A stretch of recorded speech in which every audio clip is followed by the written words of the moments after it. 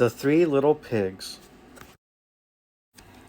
There were once three little pigs named Horace, Boris, and Percy, who lived together in a teeny tiny cottage in the forest.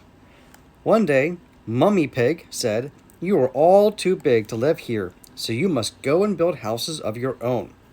But beware of the big bad wolf.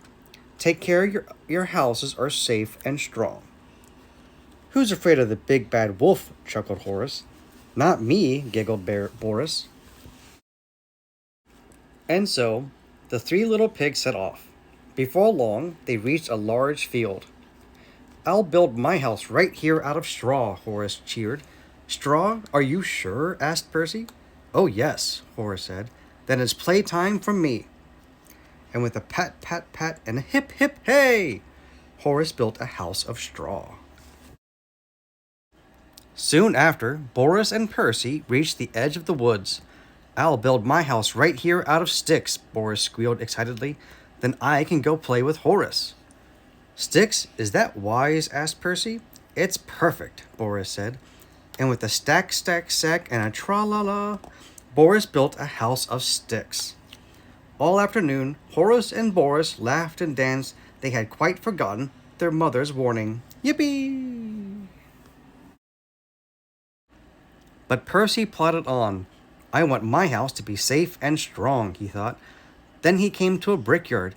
"This is just what I need," he said. So day after day, Percy worked with a rumbly bump and a tip-tip-tap and a heave-heave-ho until at last his brick house stood tall and proud. The summer passed. Then one day, Horace was taking a lovely, bubbly bath in his little straw house when he heard something growling. He peeped out of the window and saw two big, beady eyes. "By my snout," cried Horace, "it's the big bad wolf." Little pig, let me in," bellowed the wolf.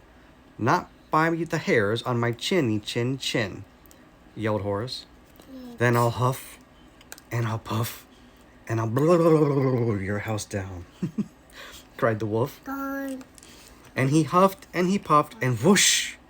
Horace's house blew down, down, down. Horace yelped and scurried all the way to Boris's house of sticks. "Look out," he cried, diving behind the sofa. There in the window were big beady eyes and sharp pointy claws.